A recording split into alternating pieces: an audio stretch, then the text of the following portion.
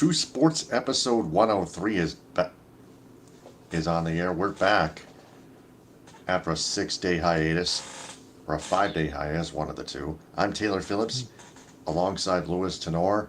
Hey there. 27-7 Chargers lead. Chargers facing a 4th and 9 while Justin Herbert was hit as he threw. Chargers are 2 and 4. Bears are 2 and 5. Yeah. 3:05 left, third quarter. Yeah, that looks like a clean hit to me by Edwards. Yeah. So no flag on that play because Right. that hit was clean.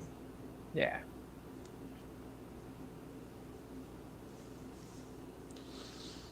Now a 46-yard field goal attempt is up and good.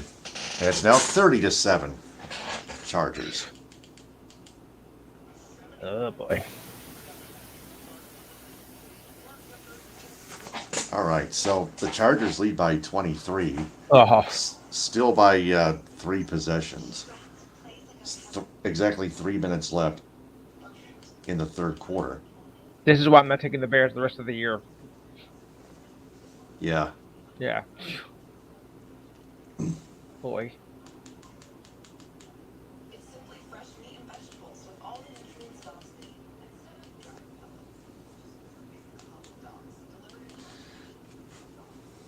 So I'm wearing my Pistons jersey because the Pistons have started 2 and 1. They lost the season opener in Miami 103-102, but Right. they beat the Charlotte Hornets 111-99, Yep. and then they crushed the Chicago Bulls 118-102. The Pistons pulled away at the end. Asar Thompson 13 blocks in Charlotte, and now a key takeaway at 5 blocks in Miami. Jeez. Very impressive. Yeah, Cade Cunningham is staying healthy. He's been Yes. red hot. Jalen Duren keeps posting double doubles. Yep. Like last night. Wow. Durant did pretty good. Yeah, and Yeah. new head coach Monty Williams is not messing around. Let me tell you Oh that. no. You don't mess with Bonnie. No. Then again, this is not the Chicago Bulls that's run by Michael Jordan and Scottie Pippen anymore either. So we have No, to think about that's been long in the past. I know, but they're not the same team as they were with them. I know. They never have been. No. Not since the all the 90s, Yes. or most of them. But the Pistons, they have a new era. Not the they bad do. boys, not the going to work era, unfortunately, but really, they're playing deep. At least they're still playing defense the right way. Yes. I saw Asar Thompson pick an opposing Chicago Bulls player's pocket Oh, defensively, yes. and then made a long lead feed to Jalen Duren, who slammed it home. Yeah. Oh, I just forgot. 30-7 Chargers here as we get back to this. 1st and 10 Bears from just inside the Chargers 46. Pass complete to Scott for a first down. He gets out of bounds, but the play clock is still rolling here. Under 2 minutes left, third quarter. Bagent, 15 of 21 passing for 162 yards, 1 interception. Here's a handoff up the middle.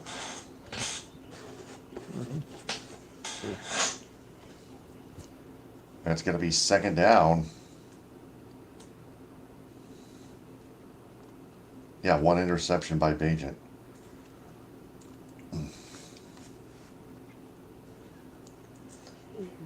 Yeah, there's Justin Fields. Is Fields injured? I think he is, yeah. Yeah, 1:14 left. Third quarter, 2nd and 6, Bears from the Chargers 30. Bagent, fake handoff, play action. He's gonna lateral it to Kamei. Gonna be short, third down, inside the 30. 45 seconds left. Oh. 39. Third and 2. Bagent the snap. Gonna hand off. Oh man, hitting the backfield at about the 27. Fourth down. The Bears are trying to come back. Keep in mind, 19 seconds tick down. Yes. So the Bears have to go for it. Ball's marked up on just outside the 26. They have to get to the 24. Yeah, they're going to let the clock wind down. They don't even need to call a timeout. There's a flag on the play. There was movement. False start right before time expired. Oh, my goodness. I thought it was because they didn't get off in time. But, whoops. They should have just let the third quarter run out of time. Yeah, I just mentioned that. Right. They weren't going to get it off anyway. So stupid.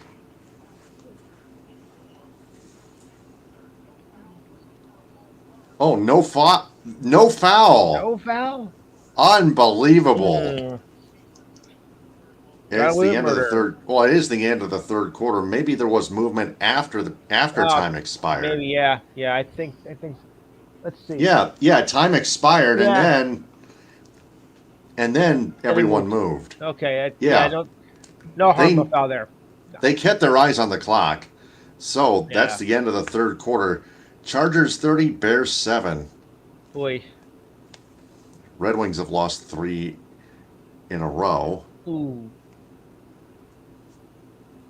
Yeah, 5-4 in overtime to the Kraken. That when they should have crushed them. The Kraken were 1-4-1 going into their game on Tuesday at Little Caesars Arena, and then the Winnipeg Jets 3-1. The Jets were 2-4-1. That's a losing record. But then they went to Boston last night to play the division, not so Atlantic Division leading Bruins. Yes. 4-1. Oh yeah. Same. Yeah, the Jets game was 4-1 as well. My bad. But honestly, the Kraken and Jets, the Red Wings should have beaten. But I'm okay with losing to the Bruins because the Bruins are the top dog in the not so Atlantic Division. They are. And the Avalanche. Even if they lost at the first round in the first round of the Florida Panthers last season. Yeah. Ugh. And the Avalanche are tops in the West. Yeah, and Joe Thornton retired. Yeah, well, he's been around for almost a quarter century, and he was gonna. I remember when he first got 24 seasons in the NHL. Yeah. Was he trying to break Chris? Was he trying to become Chris Chelios? Yeah, I guess he was in some man, and Gordie Howe at the same time. Yeah. I believe so. Yeah, I remember when both Thornton and Crosby came into the league. Well, I'm getting old.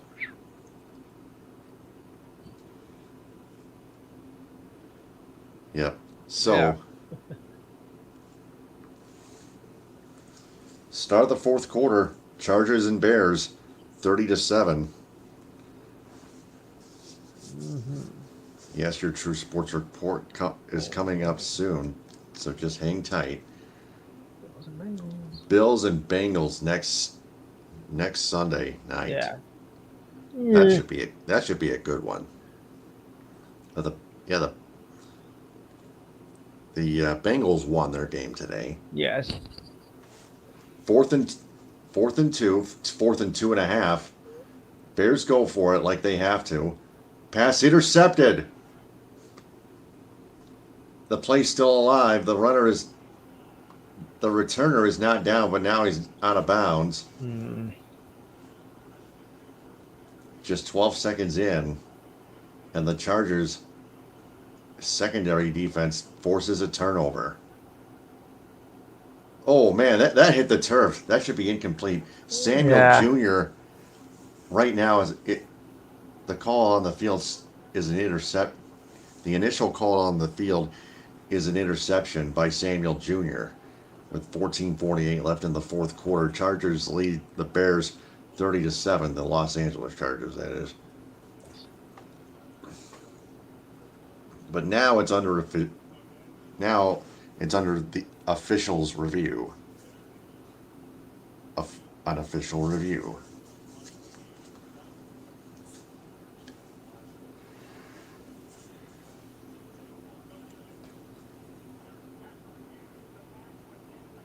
Incomplete pass. But either way, so that's still a turnover on downs. Either way, in other words, the secondary still forces a turnover, even if it was not an interception. Yes. Top of everyone's head there. Mm-hmm. Yeah, the Bears are garbage still. Yeah. Even with Justin Fields. Exactly. But my brother, who is a Bears fan, is not happy about this. Oof.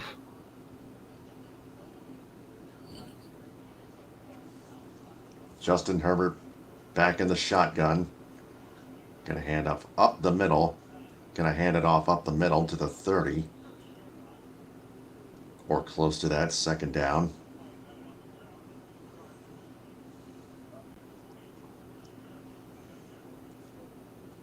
$14:39 left, fourth quarter. Eckler with that last carry for a gain of 3, 2nd and 7.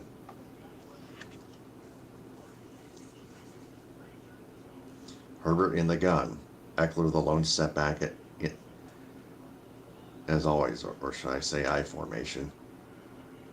And he throws it away. Wait a minute. Did he turn it over? I think he did. I don't know. He threw it incomplete. It's a forward pass. Yeah. Looked like a forward pass. 14. Clock is paused at 14:17 left, fourth quarter. Yeah, it's an incomplete pass. Yeah. The officials rule it third down. Herbert was in the pocket when he threw that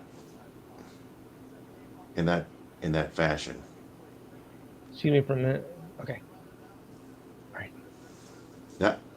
That's got to be intentional. That's got to be intentional grounding. It should be called that. But it's not. 3rd and 7. Wow.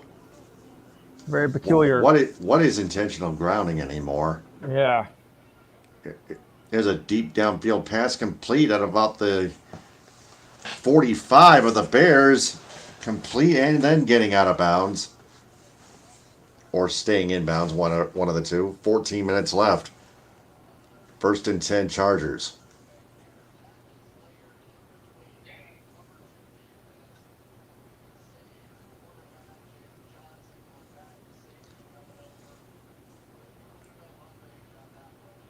Allen with a catch.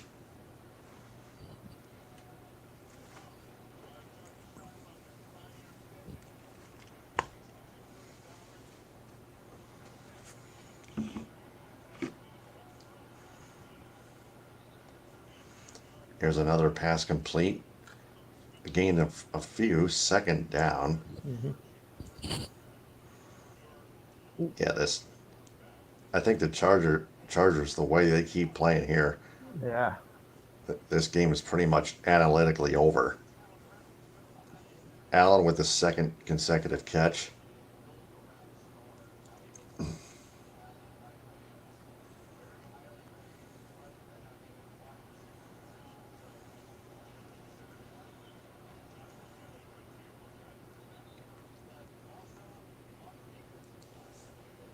Kelly with a short side catch, but he's a yard short.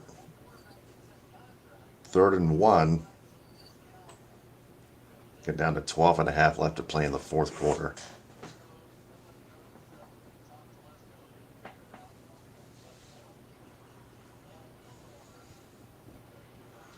And here's a handoff up the middle to Eckley. He's going to be stopped. Looks like he's going to be stopped. He is. It's going to bring up. It's going to bring up 4th and 1.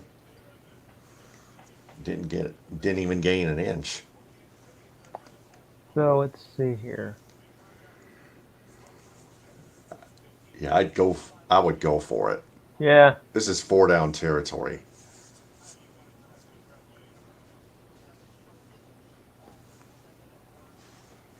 There's not enough room to punt it anyway. Here's Eckley with a handoff. Stays on his feet. Just barely. Looks like he just barely got the first down. There's a flag on the play.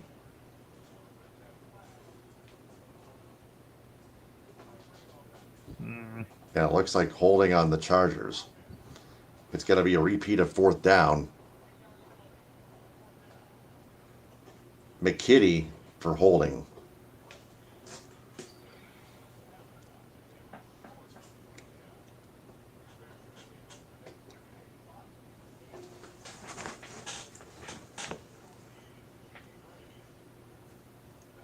Oh, yeah. McKitty was holding Edwards. Yeah.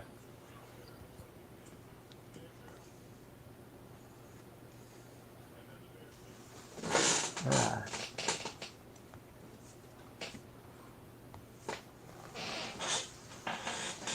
11:38 left, fourth quarter. Huh. They still have to measure this.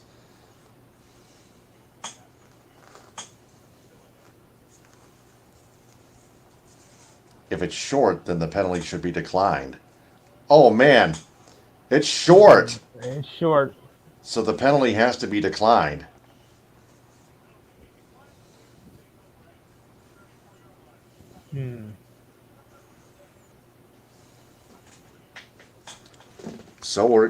So Sunday Night Football takes a commercial break. So it's now time for your True Sports Report. Go ahead. All right, and it's nice to be back. So let's get started with the scores here.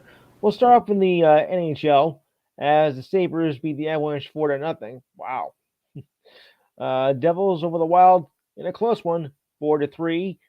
The Capitals over the Sharks 3-1, and the Oilers over the Flames 5-2. A short schedule for hockey, but we'll make up for it tomorrow as the schedule goes like this. Starting at 7 o'clock, your 7 o'clock games are as follows. The Hurricanes taking on the Flyers, also with the Panthers versus the Bruins. The Kraken take on the Lightning. The Ducks take on the Penguins. 7:30, your Red Wings take on the Islanders. Excuse me. My Rangers take on the Winnipeg Jets. 8 o'clock, the Blue Jackets take on the Dallas Stars, and a pair of 10 o'clock games between the Blackhawks versus the Coyotes and the Montreal Canadiens taking on the Vegas Golden Knights. All right, and like I said, all games are concluded. So now we go to the NBA here. 125 to go in the third. The Clippers are having an easy day over the Spurs, 88-57. Vassell has 14 points and Paul George has 19 points and 5 steals. 2:16 to go in the third. The Kings are in a close one with the Lakers, 82-79. AD has 24 points and 13 rebounds and 3 blocks, while Fox has 24 points and 7 rebounds. Not bad. All the rest are final as the Nuggets beat the Thunder 128-95. Jokic has 28 points and Williams had 13 points. Warriors over the Rockets 106-95. Curry, that's Seth Curry, 24 points, 7 rebounds, 6 assists, and Segun, 19 points, 7 assists. The Hawks over the Bucks 127-110. Young, that's Trae Young, 20 points, 11 assists. The Greek Freak, 26 points, 11 rebounds. And finally, the Sixers over the Blazers, 126-98. Brogdon had 18 points, and Joel Embiid, 35 points, 15 rebounds, and 7 assists. I'll be back later. Almost a triple double for Super Embiid. Yep, almost. Bears take over on downs. 11:38 left to play, fourth quarter. First and 10 Bears from outside their 34. Bangent drops back, throws deep downfield, overthrown, incomplete. Second and 10. Clock paused at 11:32 left.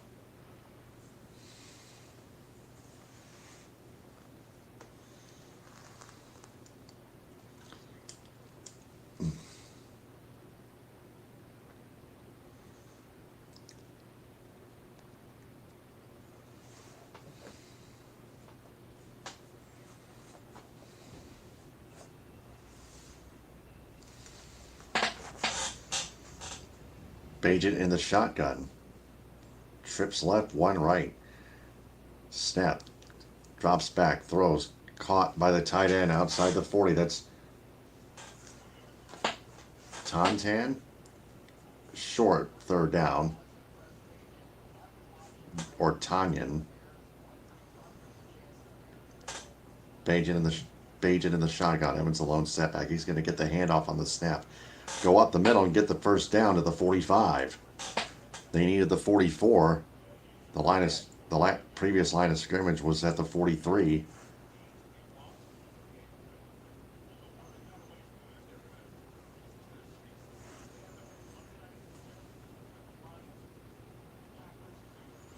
First and 10. Bajent throws short side complete to Evans. Brought down at the 47 in Chargers territory. Chargers visit the Jets next week and then back home against my Lions in week 10. There's another pass complete to the tight end, Tanyan or Kate. First down.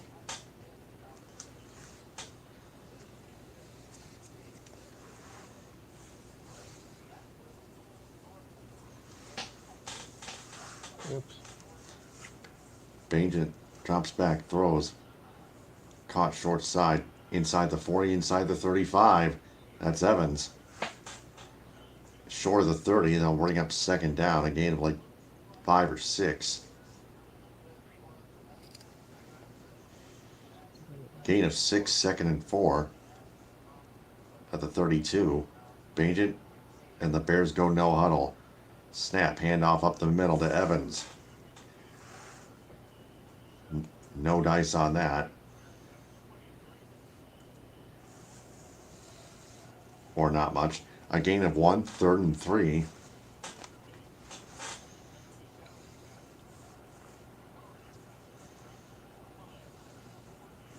After this episode, I need to get to bed early and sleep in like 15 hours. Pass incomplete. It looked overthrown. Samuel Jr. almost intercepted that ball when he leaped up in the air for it. Whoops. Scott was the intended wide receiver on the near left side. On the near left wing.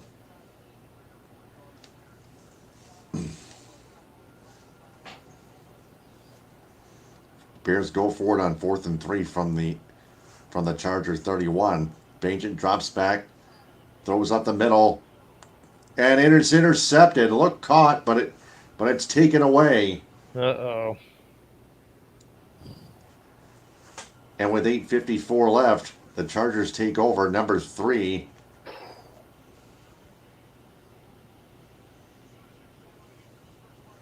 Caught by Mooney and then hit and dropped and then intercepted. And not called the Bad News Bears for nothing. Oh. Yeah. Oh, bad. Bajent with another pick. Let me get the name of that guy who intercepted it for the Chargers on the game center. Yeah. Play by play. Oh. intercepted by James for the Chargers. Right. Pushed out of bounds at the 25 for a 6-yard interception return. So continue on. All right. Going back to the um, NBA scores, NBA schedule tomorrow. 7 o'clock games go as follows: the Nets take on the Hornets, the Bulls take on the Pacers, the Celtics take on the Wizards. 7:30, the Timberwolves take on the Hawks, and the Blazers take on the Raptors. 8 o'clock games, we got a slew of them. The Mavericks will take on the Grizzlies. The Heat take on the Bucks. The Warriors take on the Pelicans. Your Pistons take on the Thunder. All right. 9 o'clock, the Jazz take on the Nuggets, and at 10:30, the Magic take on the Lakers at 10:30. By the way, the Warriors Pelicans game and the Magic Lakers game will be seen on NBA TV. So if you have it, you're in luck. Okay, now to the NFL schedule scores here, and it goes like this. Right now, as we mentioned, the Chargers are beating up in the Bears 30-7. Herbert has 286 passing yards and 3 touchdowns. Foreman has 34 yards on 9 carries, and Eckler 100 receiving yards and 1 touchdown. My Cowboys over the Rams 43-20. Prescott, 304 passing yards, 4 touchdowns, 1 interception. Pollard, 4 touchdown passes. Wow. Yes. Pollard. Damn, Prescott's a beast. I know. 53 yards and 12 carries for Pollard, and Lamb 158 receiving yards, 2 touchdowns. I'll be back later. All right. James with that pick. Just the 2 turnovers by Chicago, both interceptions thrown by Bajan. Now a handoff up the middle to Eckler and a flag on the play. This might be blown dead. James Jr. with that previous pick, holding on the Chargers. Play was not blown dead. It was during the play. 8:49 left, fourth quarter. Chargers lead 30-7. Chargers are gonna improve to 3-4. The Bears are gonna drop to 2-6. The Vikings improved to 4-4. The Packers dropped to 2-5. While the Lions await the Las Vegas Raiders at Ford Field on Monday Night Football. So there will be no episode tomorrow. There will be one Tuesday at 10:30. All right.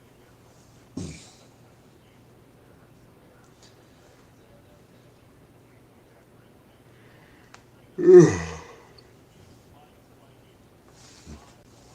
Bears head to New Orleans next week and then head back home to take on Carolina, and then they head to Detroit.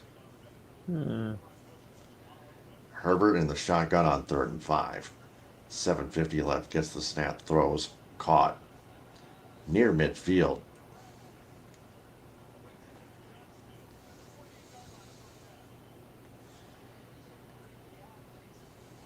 Oh, that's a first down. No flags on that play. Johnston, the intended wide receiver, making that catch, despite being held by one arm of a Bears safe corner. Quentin Johnson, a 21st overall selection.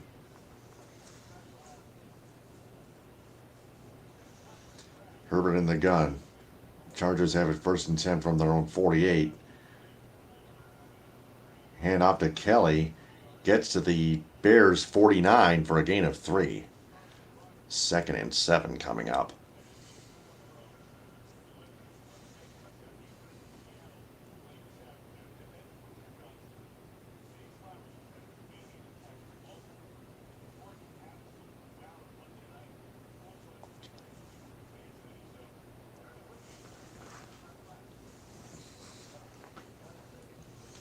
2nd and 7. Chargers just using up some clock. 6.5 to go and counting. Up 30-7.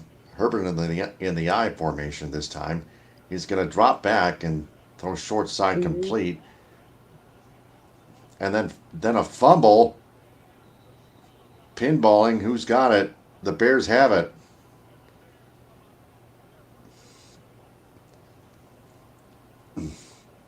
So the Chargers commit their first turnover with only 6:14 left to go in the game.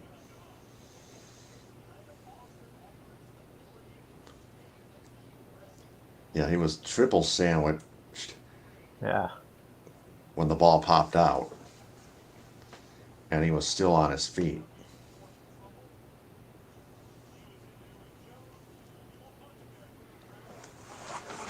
So the Bears take over.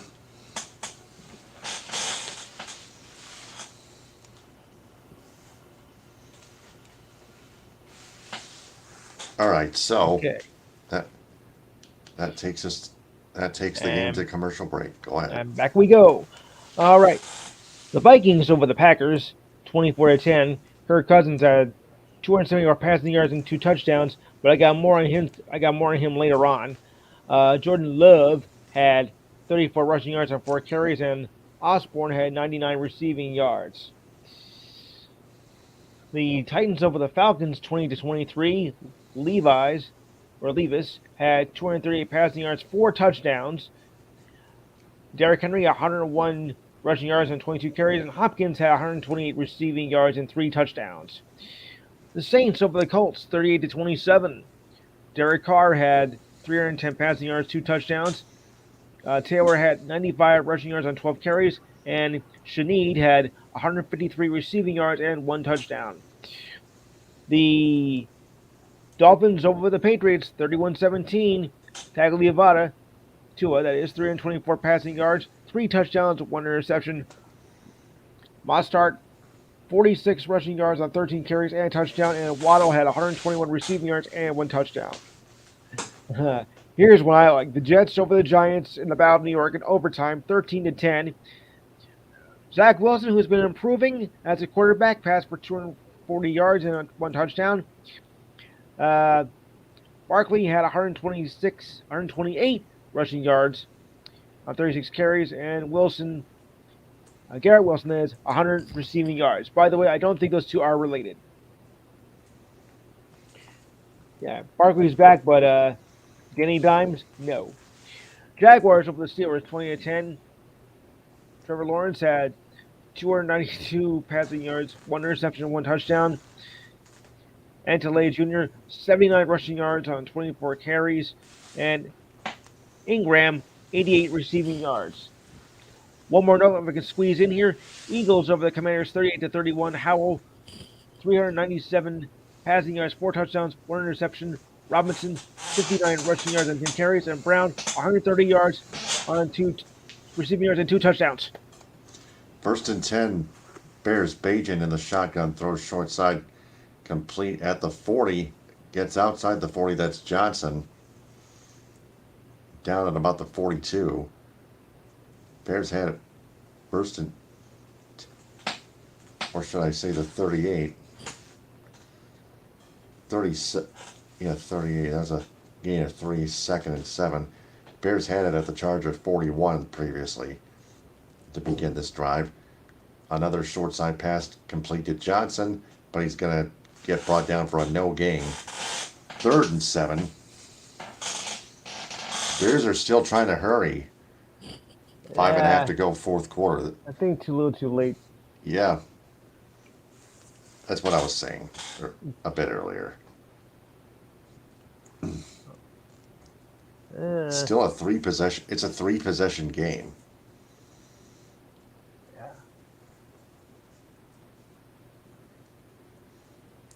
Bajan shotgun snap throws caught by the tight end. Kimmett, or not Kataya, it's Kimmett.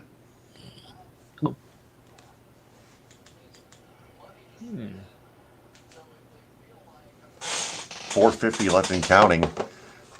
4th quarter. Bears have all 3 timeouts left, and they're not even bothering to use a timeout.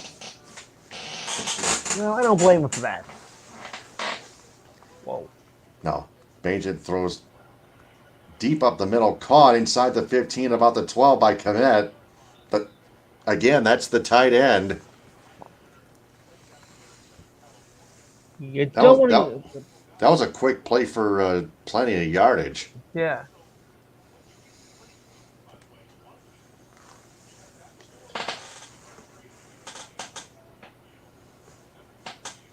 4:09 left. Bajent shotgun snap. Throws short side, overthrown for Johnson, incomplete.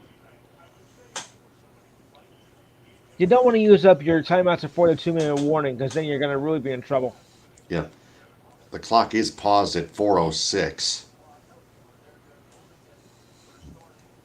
The Bears needed that incompletion just so they can take a breather. Yeah. 2nd and 10.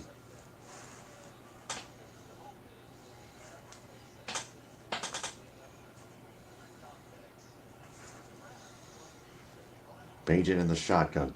2 tight ends left.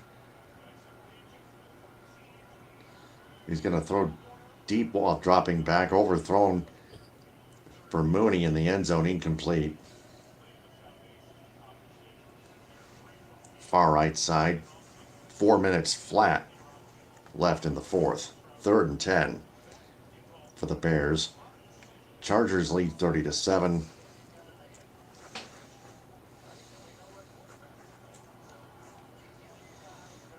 There's James Jr., who recently made that pick.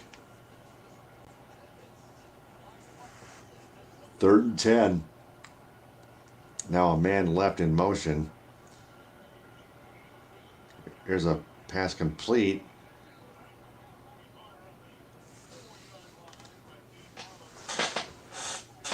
And they're going to be a yard short. Evans, I think, no.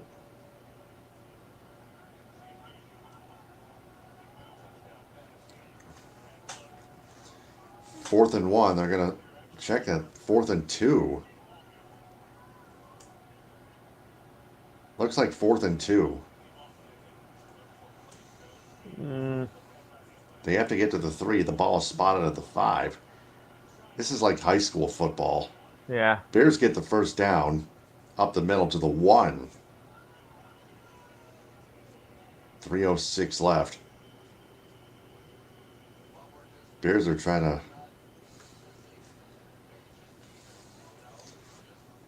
not hurry. It is Evans. Yeah. 2:50 left. Here's a push toward the goal line. I don't think they got it. 2:39 winding down. Fourth quarter. Hardest yard to get. Because the defensive line's job is to stack them up. Yes.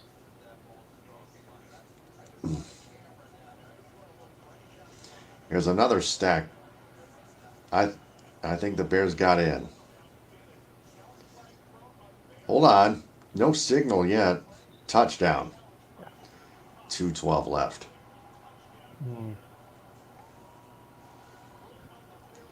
It's now 30-13. Chargers.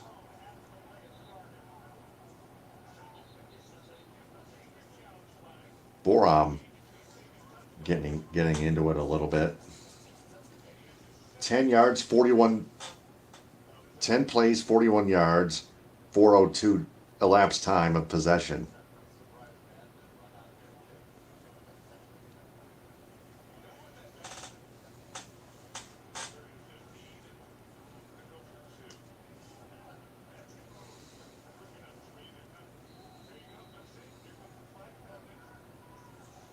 And there's a red challenge flag. That was still flying in motion. That's weird. Yeah. Bears go for 2 and they don't get it. Looked like the intended receiver was grabbed from behind and wrestled away from the pass. That's got to be that has to be pass interference. Yes. But then again, it came to the receiver, but he dropped it. 2-point conversion, no good. Still a 17. It's still a 17-point game, so it's still a 3-possession game.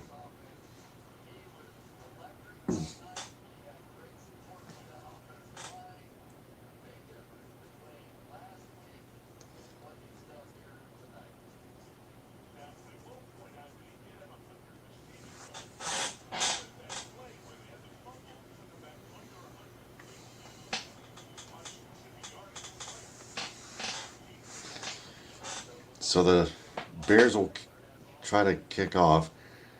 There's Riley.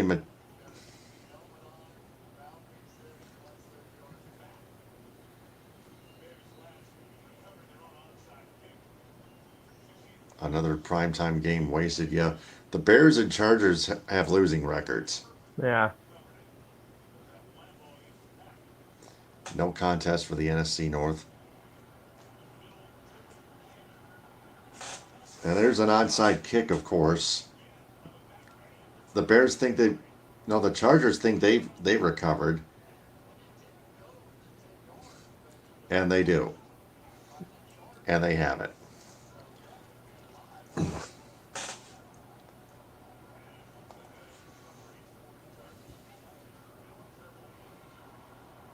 Now remember, the ball must travel at least 10 yards Mm-hmm. in an onside kick.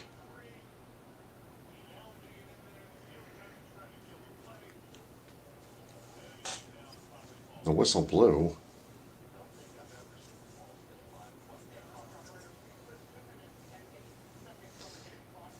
Now the head coach of Chicago wants an explanation.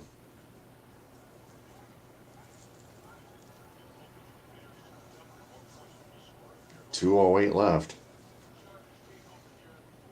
Chargers lead 30-13.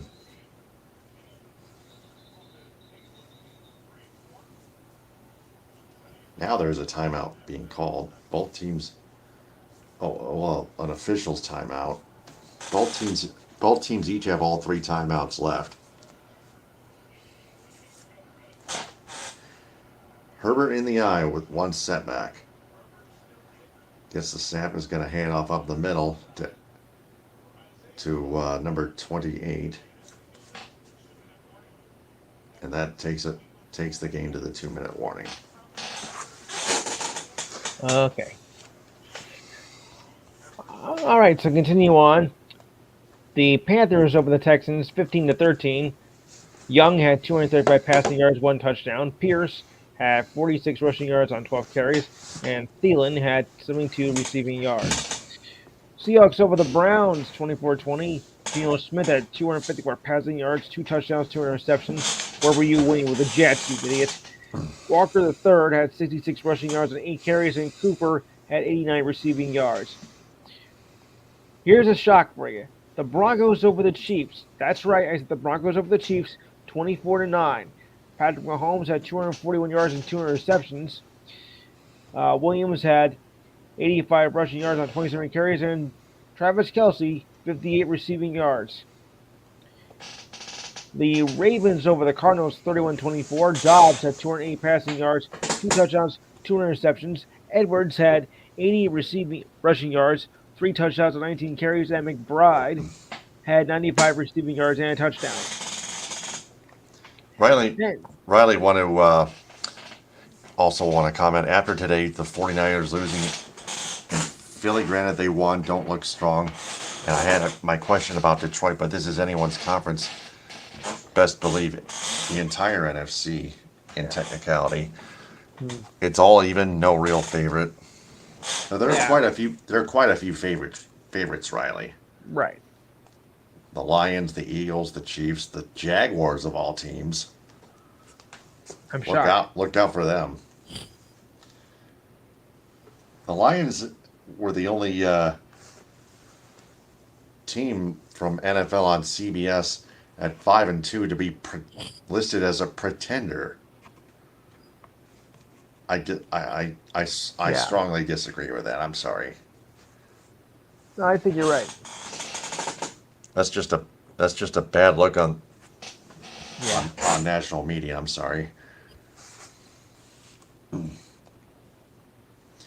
Vikings are going to have a new signal caller starting next week, says Brandon Herrera.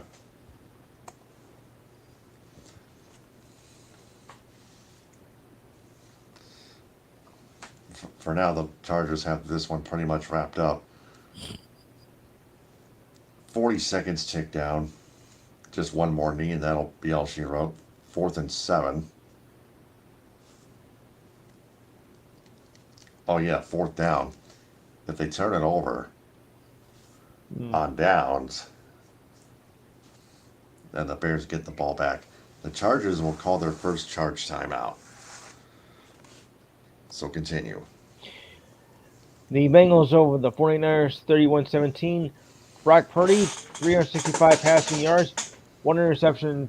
One touchdown, two interceptions.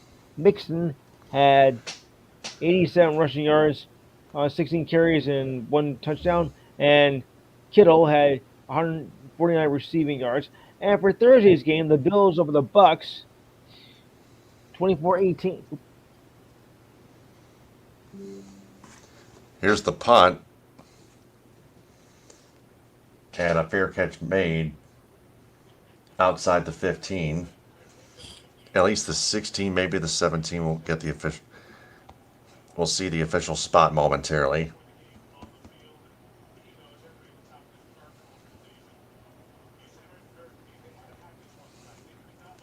There's Dean A. Spanos. As urinating tree would say, F you Spanos. And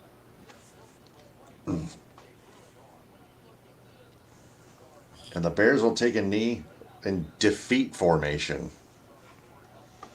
Usually it's called victory formation, but Yeah. but in this case it's defeat formation. The Bears concede. The Chargers win 30-13. A couple more comments before you continue on. Thought goes out to the tragic new in the hockey world with the loss of former NHL and Minnesota native Adam Johnson. Right. Talk about Cincinnati turning around, slow start but coming on strong. Yeah, Joe Burrow leads the Bengals offense. So, it's all yours. Okay. Josh Allen had 324 passing yards, two touchdowns, one interception. Cook had 67 rushing yards and 14 carries, and Shakari 92 receiving yards. For tomorrow, Mischief Night, oh boy, Raiders will take on the Lions at 8:15. Shall we go to the standings? It goes like, oh, let me just check the statistics for this game just passed. Herbert finishes with 298 yards and 3 touchdowns. Foreman finishes with 34 rushing yards on 9 carries, and Eckler finishes with 94 receiving yards and 1 touchdown. Okay, now we'll do the standings, and it goes like this. In the AFC East, the Dolphins are 6-2. The Bills are 5-3. The Jets are now 4-3, thanks to that win today, and the Patriots are 2-6. To the north, the Ravens are 6-2. The Steelers and the Browns, Browns and Bengals are 4-3. Okay, decent division. In the AFC South, the Jaguars are 6-2. Everybody else in the South is a lackluster performance. The Texans and Titans are 3-4, and the Colts are 3-5. Ugh. To the West, the Chiefs, despite the loss today, are 6-2. The rest of the West is a dumpster fire with the Raiders at 3-4, the Broncos at 3-5, and the Chargers now 2-5 because that has to be updated later. But they are 2-5 now. To the AFC, the Eagles are 7-1, the Cowboys are 5-2, the Commanders are 3-5, and the Giants are now 2-6. In the North, the Lions are 5-2, pending outcome of tomorrow night's game, of course.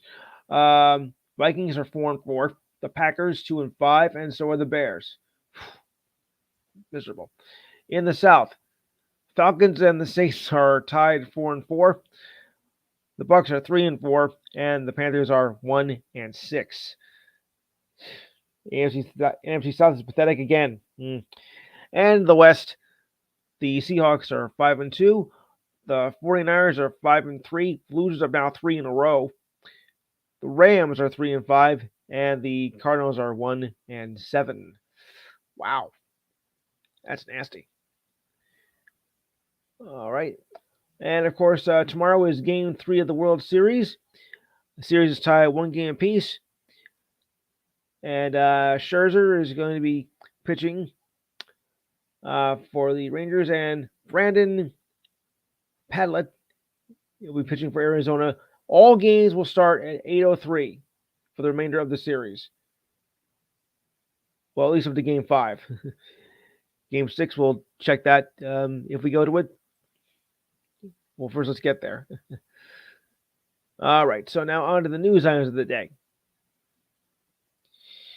The Vikings are awaiting confirmation on a season-ending Achilles injury for quarterback Kirk Cousins, of an Achilles injury that will have an impact on the organization's short and long-term plans. Speaking after their win over the Packers today, which pulls the record now to 4-4, head coach Kevin O'Connell said that the Vikings were fearing an Achilles injury. ESPN reported that Cousins tore his Achilles, and an outcome of the team said it would not confirm until there was more additional testing being done. Playing his final season under contract, that'll be void in March. Cousins entered Week 8 with 16 touchdown passes and second in passing yards with 2,057, and completed 21 of 31 for 274 yards and 2 touchdowns before the injury occurred. Cousins suffered the injury with 9:50 to go in the fourth quarter as he attempted to step up in the pocket on third down from the Packers' 22-yard line. Cousins' right leg buckled. Packers defensive tackle Kenny Clark sacked him, and Cousins was not able to put any weight on his right leg. So this could be pretty serious. Well, it is serious because he's out for the year, but this could be even worse. The Titans got a glimpse of their future today as rookie quarterback Will Levis led the Titans to victory with a very impressive opening start.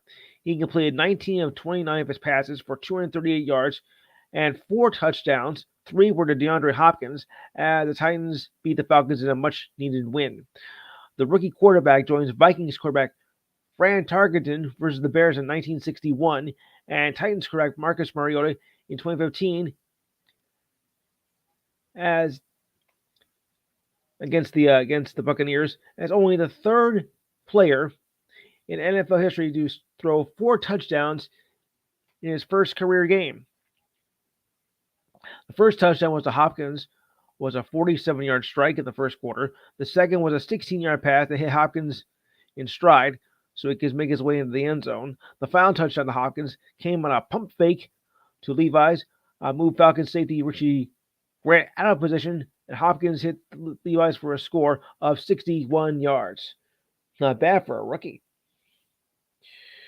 Well, the Giants took some more hits on the field today as backup quarterback Tyrod Taylor and tight end Darren Waller left Sunday's game against the Jets with injuries. Taylor was ruled out with a rib injury and was taken to the hospital, while Waller was taken out with a hamstring injury. The Giants are also without quarterback Daniel Jones and left tackle Andrew Thomas. An undrafted rookie Tommy DeVito came in to replace Taylor at quarterback. So they're looking pretty bad, and we don't know how long that Danny Dimes is going to be out for. Oh boy.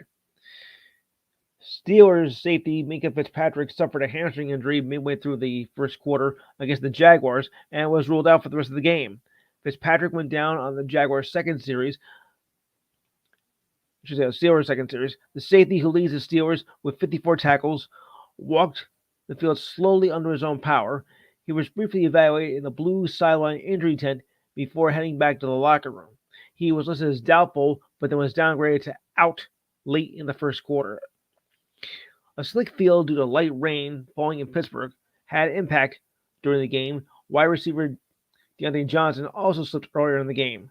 Johnson is the third Steeler player to hamstring issue this season. Tight end Pat Furman was placed on the injured list after aggravating a hamstring injury. Johnson went on IR after suffering a hamstring injury in Week 1 in a loss to the 49ers. Injury hit this season, aren't we, folks?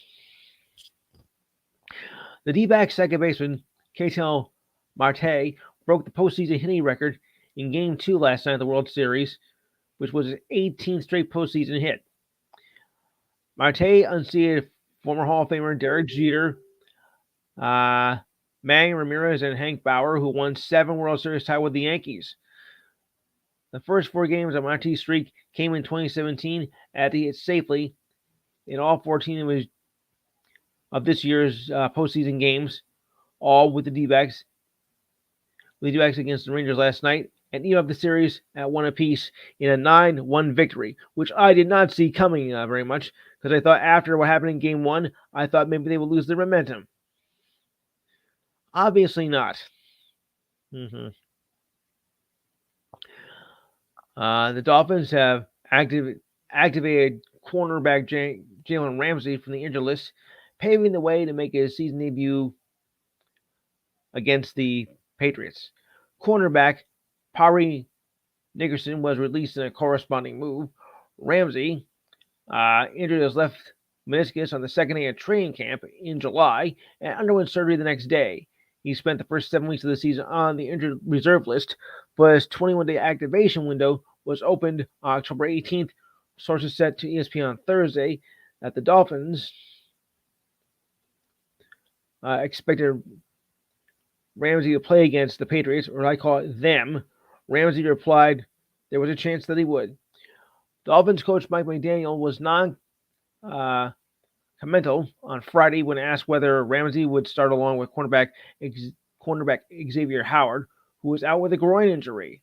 Both players were listed as questionable for today's game, as McDaniel insists the Dolphins were to use caution when it comes to their star quarterback.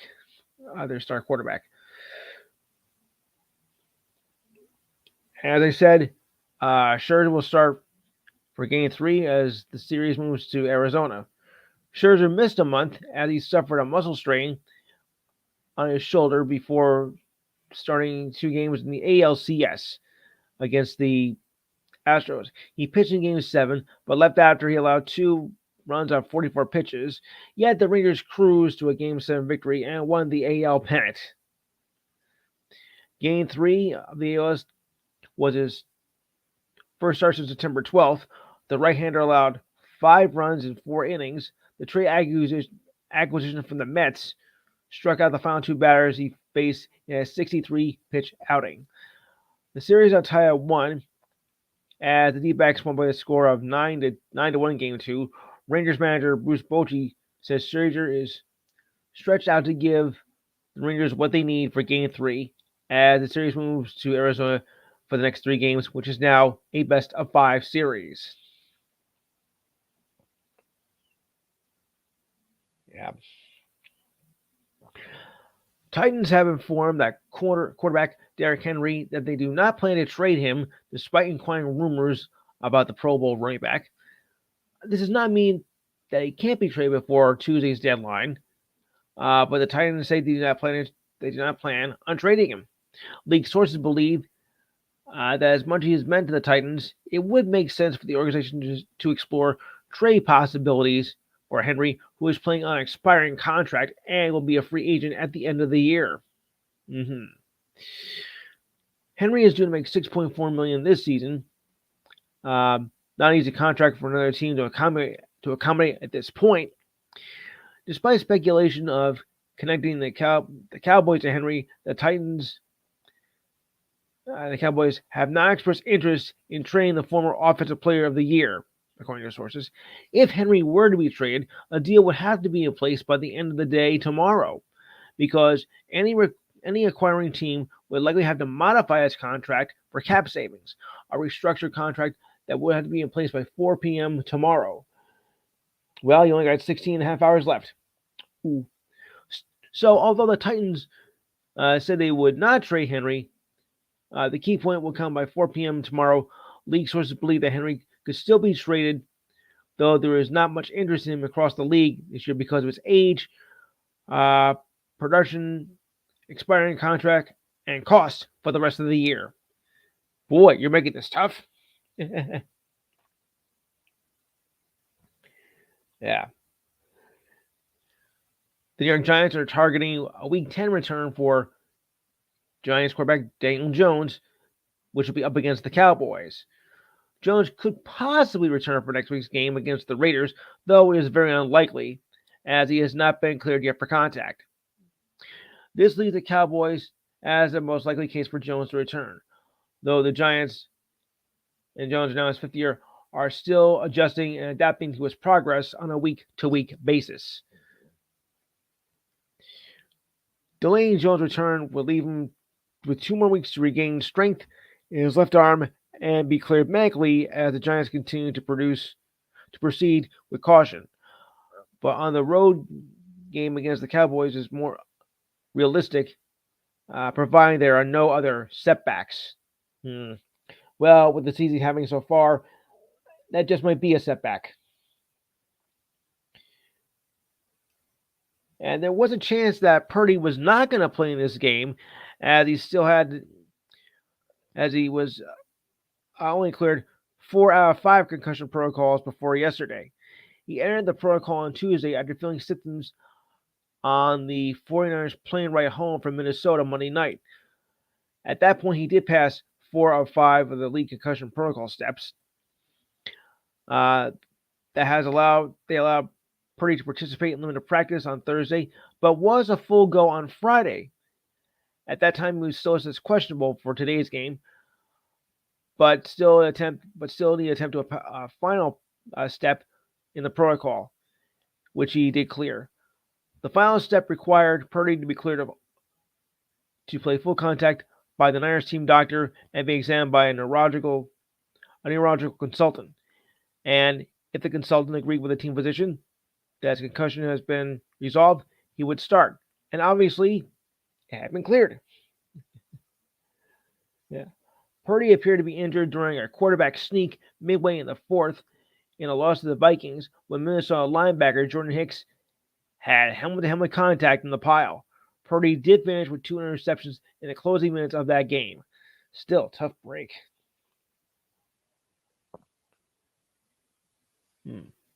Okay, that's something important. All right. Well, if you missed Friday night's opening game of the World Series, I'm saying, okay, where were you? Because it was a wild game, and I do mean wild, as the Rangers pulled off a win against the D-backs on Friday night. In a game that took place on the night 12 years after the Rangers lost a dramatic Game 6 to the Cardinals, which made me sick. The Rangers provided some drama of their own. Case in point, Corey Seager crushed a 2-run homer to tie in the bottom of the ninth and send the game to extras. Then the league's new Mr. October, Adolis Garcia, sliced an opposite side of the field home run in the bottom of the 11th to give the Rangers a Game 1 series win. Oh, yeah. Game 1 of this series was not the Game 6 of 2011, that World Series, where the Rangers were within 1 strike away from winning it all, only for the Cardinals' David Freese to force win in the bottom of the 11th, winning it single-handedly.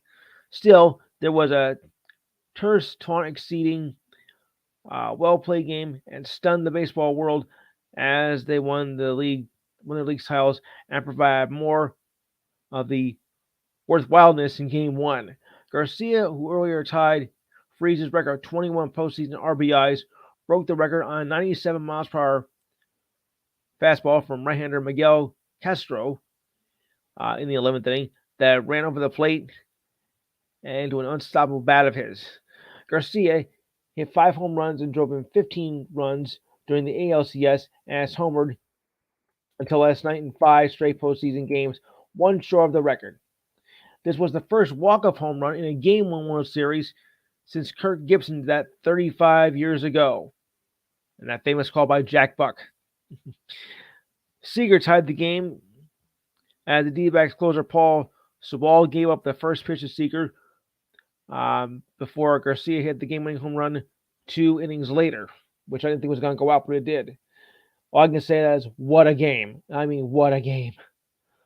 Wow. Riley's picking Arizona to win the ring. Okay. I'd say 7 games either team. Yeah, a lot of people are taking 7, but I'm still thinking 5. All right, I may be Oh, I may be 5. Who? I might be eating my words now though, Hmm. since it's gonna go 5 anyway, at least. All right. So, Chris Paul came off the bench for the Warriors for the first time in his 19-year career as they faced the Rockets earlier tonight. He entered the game mark at 6:58 in the first quarter. Paul started 1,365 career games. That's regular season as well as playoffs. And these icons will go away here. 19 years and all that. Wow. Since the 1970-71 season, that is the most consecutive starts to begin a career prior to coming off the bench for the first time. That according to ESPN. Paul's 6-man role comes as Draymond Green made his season debut with the Warriors after missing the first 2 games with an ankle injury. Okay, we mentioned that. As you mentioned, Joel Thornton, yep, finally hanging up after 24 years in the league. Thornton has not played since 2021-2022, since he was with the Florida Panthers, but did not make any official decision about his future until he posted a video yesterday through the Sharks. Judging from what people kept telling me, I guess I have to tell you, I'm retired from hockey. I thought you would figure it out by now, but you kept asking me, so I'm officially retiring. I still have a lot of love for the game of hockey, and the countless number of people who helped turn this kid's dream into a reality. If you're looking for me, you know where to find me. I'll be at the rink. Thornton entered the NHL as the first pick overall back in 1997 by the Boston Bruins, but had his greatest success in 15 seasons with San Jose, following a trade to the Sharks. Then finished his career playing for 1 season with the Maple Leafs and Panthers. He played in 1,714 regular season games, with 1,109 assists and 430 goals. In addition, he was a 4-time All-Star and won an Olympic gold for Canada in 2010. Oh, thanks a lot for reminding me of that one.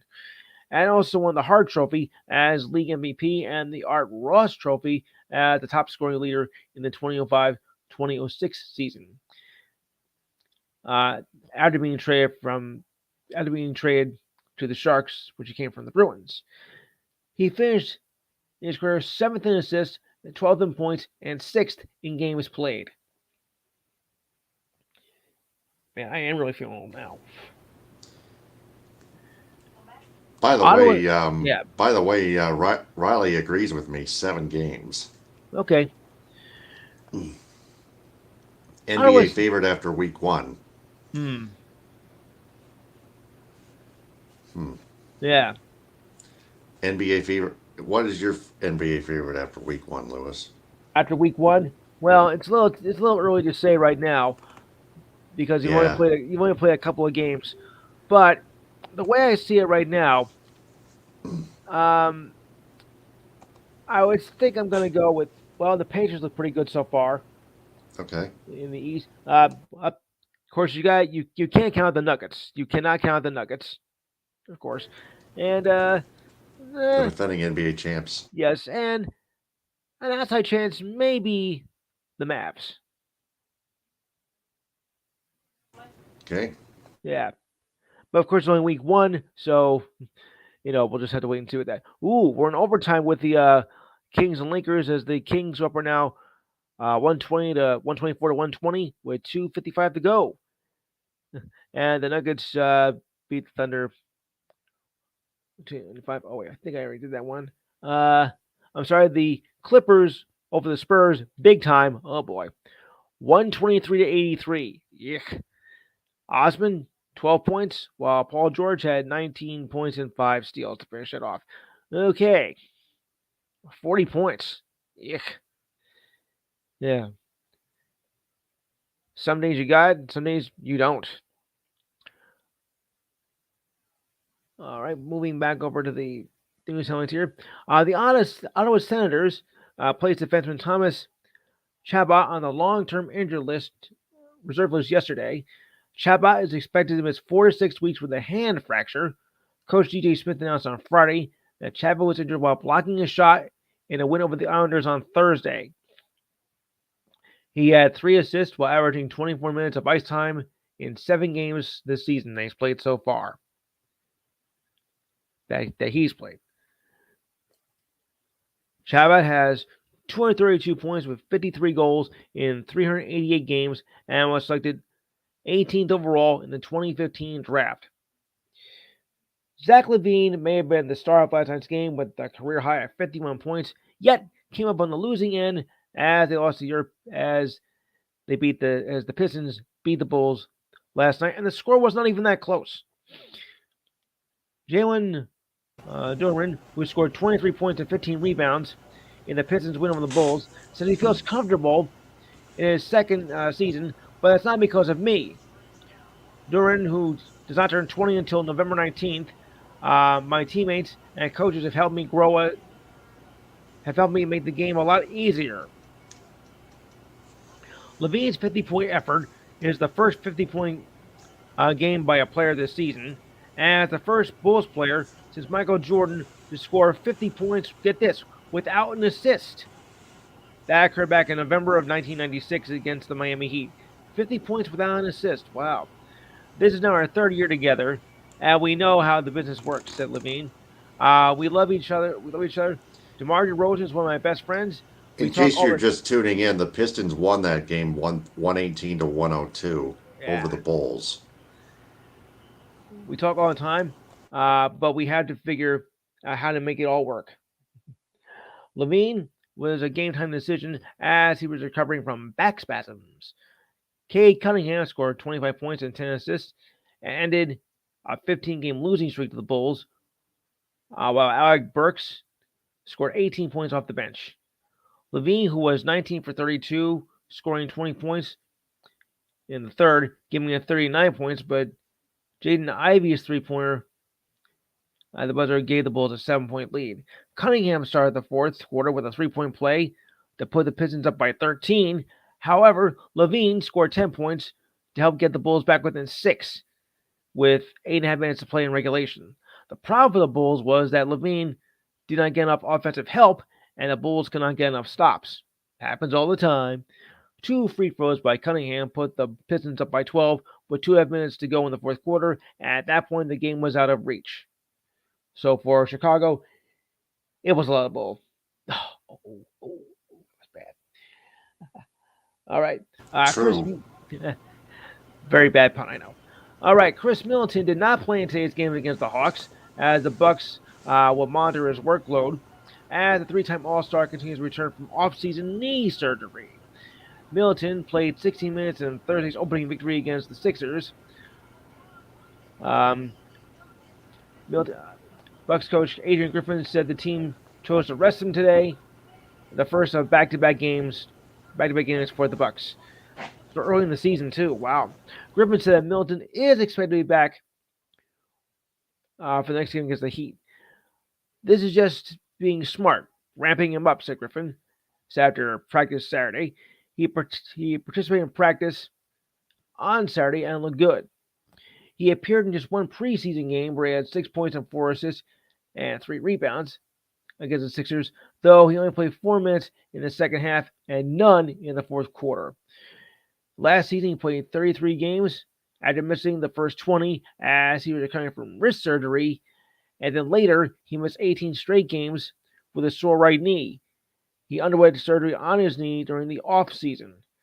Can we say injury-ridden?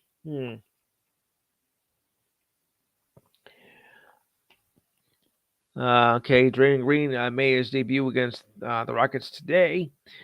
Green missed the first 2 games after suffering the ankle injury he picked up in a pickup game 3 days prior to training camp. Oh, boy. You got to watch all those pickup games, people.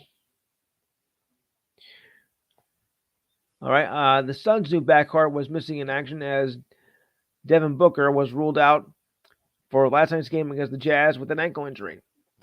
It was the second straight game that Booker missed after scoring 32 points in a win over the Warriors in the opening game. Uh, I'm sorry. Booker missed 30 loss to the Lakers. The Suns struggled to score in the fourth quarter. Oof. Sounds like I've heard that one before. New Spe- Suns. Speaking of foam pucks, there were some thrown Ah. in Grand Rapids, Oh. um, and it caused a delay of game penalty on the Griffins, Ah. and they lost in overtime 4-3 on a power play goal. That's the minor league team for the Red Wings, correct? Yep, I thought so.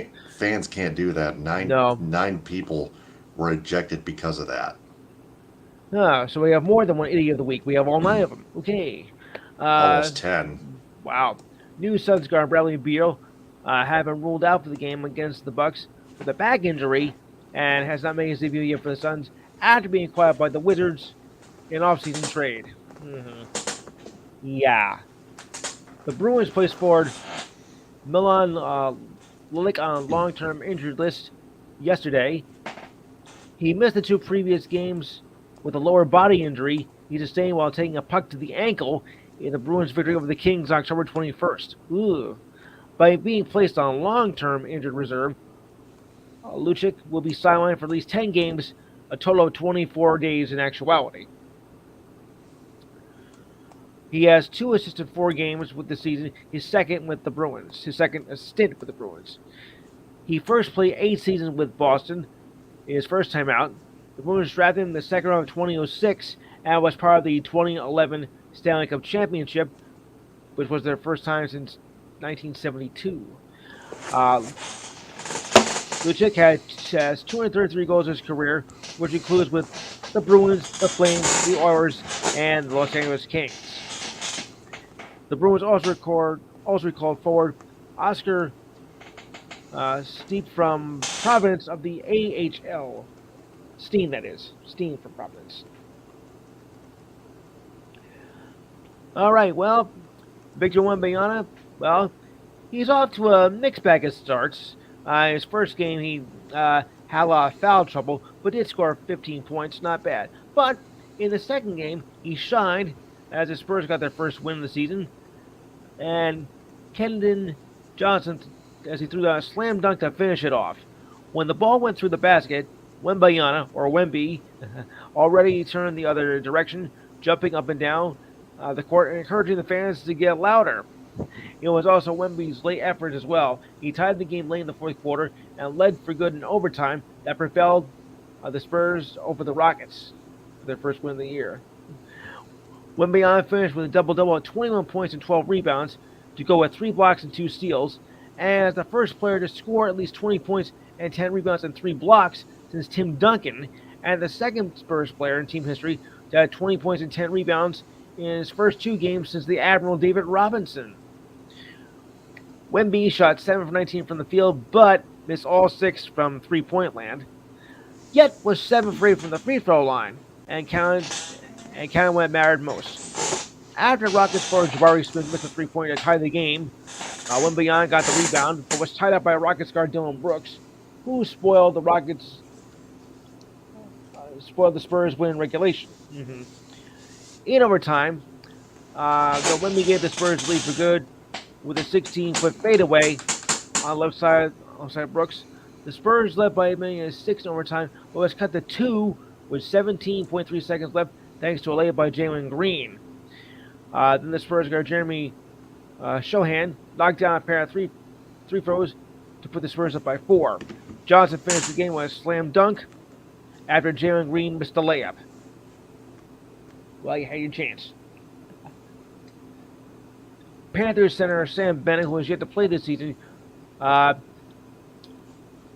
was to play in last night's game for the first time this season as they faced the Kraken.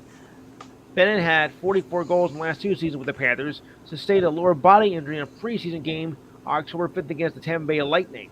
Ugh. Gotta have the.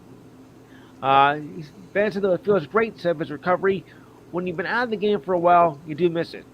Bennett's first practice since the injury was Thursday and was back in a comfortable spot that centered an explosive line with Matthew Tkachuk and Carter Vanderhaeg.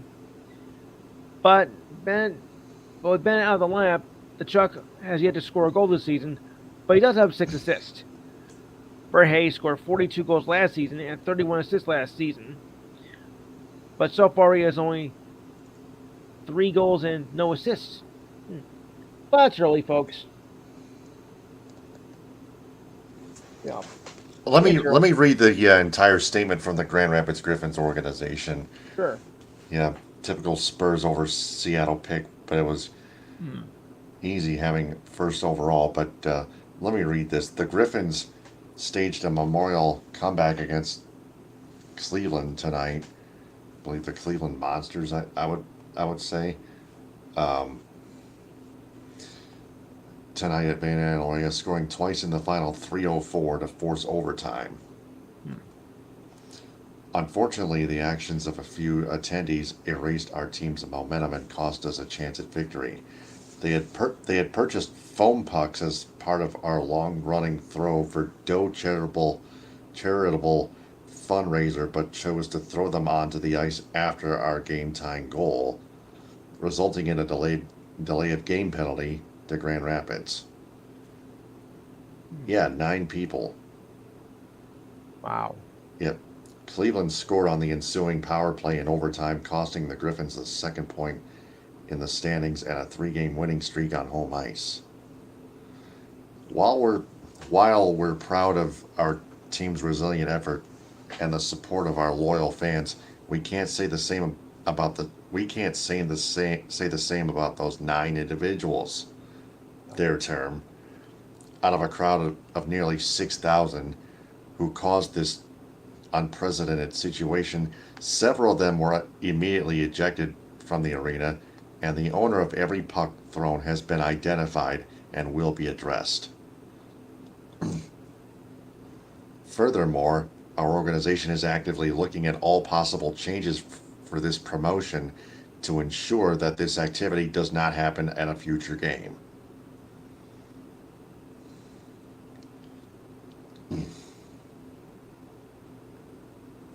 Okay. Yeah. There's always going to be somebody in the crowd that's to ruin it. Yep. Some people just don't know how to behave, like a human. A lot of fans are dumb, especially in Grand Rapids. No offense. A lot of people in Grand Rapids are stupid. No offense. Same in this area too, and especially in Philadelphia. Oh boy. Oh, way worse. Oh, they're like 10 times worse. Oh, Philadelphia's got the worst fans in the whole country. Oof. Yeah, like the Philadelphia Eagles. You gotta check out urinating Tree's video on the Philadelphia Eagles professional football's exercise of agony. Yes. Excuse me, I go smash your TV set. It's Okay. true. Oh. The Hurricanes, the Carolina Hurricanes, that is, activated for Andrei Shechikov from the injured reserve list. The Hurricanes announced the move on Friday before facing the Sharks in a home game. Shechikov suffered a serious knee injury that sidelined him for the later part of last season and missed the Hurricanes' playoff run. He had surgery to repair his right ACL back in March. He skated with the Hurricanes with a yellow non-contact jersey to open training camp last month. However, both Shechikov and coach Rob Brindamore were non-committal on exactly when he'd be ready to play. The number 2 overall draft pick from 2018 provided a physical presence. His absence loomed large as Carolina struggled to generate offense after being swept by the Panthers all 1-goal games. Ooh.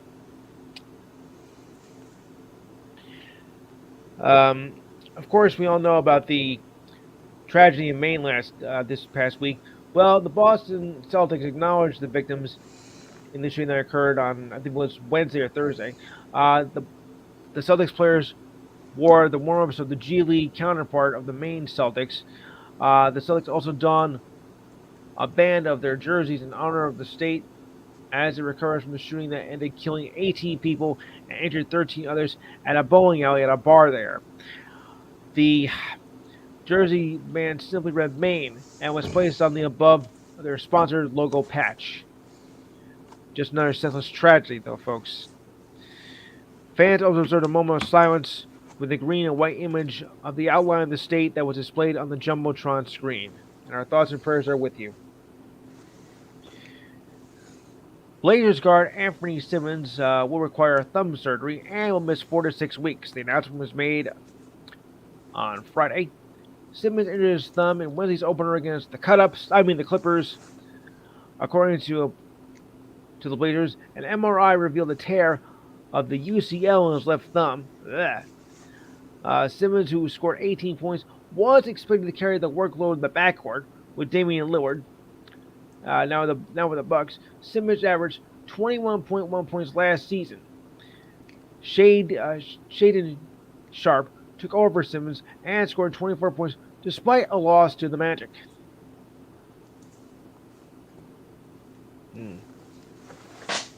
All right. The NBA is investigating whether Sixers guard James Harden violated the new player participation policy for the opening night of a nationally televised game against the Bucks. We are looking into the facts around Harden's availability to determine if an approved reason exists for his lack of participation, said league spokesman Michael Bass. He told ESPN before the Sixers lost to the Bucks. Harden's situation is an interesting test of the league's new legislation meant to increase star players' availability for nationally televised games. The Sixers decided to keep Harden in Philadelphia after he made a return to the team after a 10-day absence in what the Sixers call a professional manner. The Sixers believe that Harden could get himself back in the game shape more efficiently by remaining at the Sixers practice facility to work with Sixers development coaches and the medical staff. Harden wanted to travel with the Sixers, but on the road trip to Toronto and Milwaukee, but the Sixers did not believe he was prepared as he was away from the team for so long. Harden's lone preseason scrimmage was against the Celtics on October 7th that further clouded his readiness for the season opener. The league's participation policy allows players and teams an out for an injury for personal reasons or rare and unusual circumstances. A team could be fined $10,000 for a first offense and will be raised for other offenses after that. Ooh. All right, you college basketball fans out there, get ready for this. Regular season champions will no longer be receiving guaranteed automatic bids for the NIT tournaments. The NIT Board of Managers tweaked their qualifying rules for their postseason tournament back on Friday, saying that regular season champs who do not win their conference tournaments will not receive an automatic bid to the postseason tournament. Ooh, boy. This is going to get controversial. Instead, the NIT will guarantee... Well, it's not controversial. It's like laying down the law. Yeah. Instead, the NIT, which I refer to as the Not Important Tournament or Not Invited Tournament, will guarantee 2 teams based on net rankings from each of the 6 major conferences, such as the ACC, the Big East, the Big Ten, the Big 12, the Pac-12, and the SEC. The 2 top net teams in the net rankings not qualifying in the big tournament, the NCAA, regardless of their win or loss record, will be selected. Additionally, the 12 teams automatically selected will be guaranteed the opportunity to host a home game in the first round of the NIT. Well, I kind of agree with that. I don't know, because if you did all well all season, I mean, I think you should get, at least a top seed, even though you didn't win your conference tournaments, because that was just for positioning. So I don't know if I actually agree with that. But I'll let you be the judge of that. Okay. And finally, ever since the Bucks acquired Damian Lillard in a blockbuster trade last month, they encouraged the superstar to debut himself on the floor and urging to take control late in games. So, the debut of Lillard with the Bucks played out exactly what the team had envisioned. He scored 39 points, which is a record for a player making his debut with a team, and included scoring the last 11 points to give the Bucks a 1-point win over the 76ers. Good game. Lillard said, I had enough discussions with the guys like the Greek Freak that I came in knowing what was expected of me. They encouraged me to be the person to take control, make decisions, and decide what is going to happen in those moments. The Bucks trailed by 2 with 4 minutes left when Lillard took control of the game. He then scored 14 points in the final 4 minutes, nearly matching the Sixers' 15 points they scored in the fourth. Lillard put the game out of reach with a three-pointer over Kelly Oubre Jr., icing the game in dramatic fashion.